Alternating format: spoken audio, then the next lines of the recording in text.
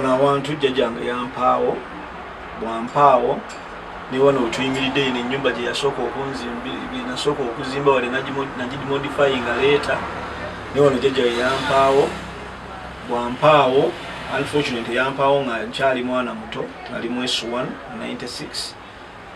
nenkula nga wendi paka naye nga waali nga wembeera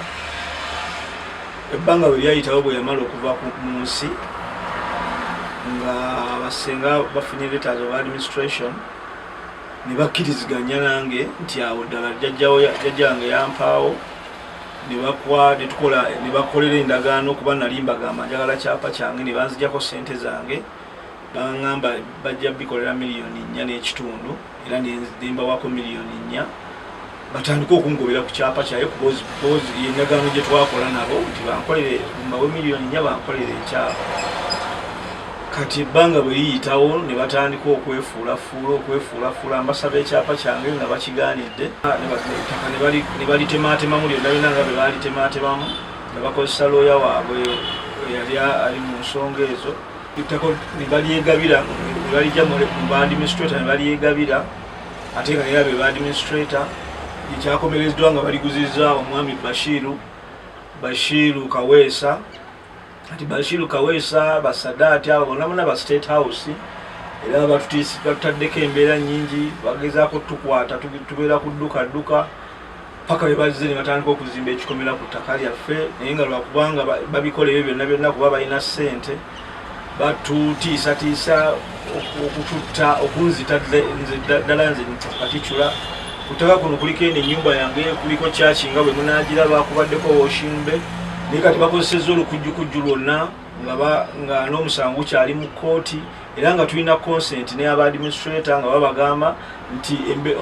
ownership ya wano kkooti egyo giditamininga mu main suit naye ebyo byonna babivuddeko bakutaddewo embeera nekyaki baagala gimenyawo baagala tusibira mu kikomera nga mulaba embeera bwe mugiraba so tusaba newakuba tetulina ssente naye tufe tukozeseza amateeka gonna naye nga bwomanyi mu Uganda omuntu ataba na ssente gwe banyigiriza gwe bakolako buli kibi kyonna paka otuukidde olwaleero era bujja kulaba ne wali maaso bali mu kusiba kikomera bonna abantu betugezezaako okulaba nga batuyamba babakutte naye nga bawoza ekintu kimu ffe tuli ba State House ffe tulina obuyinza ekimu tujja kikola tugezezaako nga betusobola nga bemumanyi ebya Uganda webiri nga tumanyi nti bajja kugoberera amateeka balinde omusango guli mu kkooti gusalewo ani nannyini wano naye byonna biganye. Endagaano yagenda ya 2016 bwendagaano kyapa bakifulumiza mu 2022 kitegeeza buli kimu kye bakoze bakikoze bakitegeera era nga bakikola bakikakasa era banneewerera nti keetonye kagwake bajja kuwaakiri okunzita naye nange mbagamba Bashiru ne banno temugenda kutwala kintu kyange nga nkyali mulamu.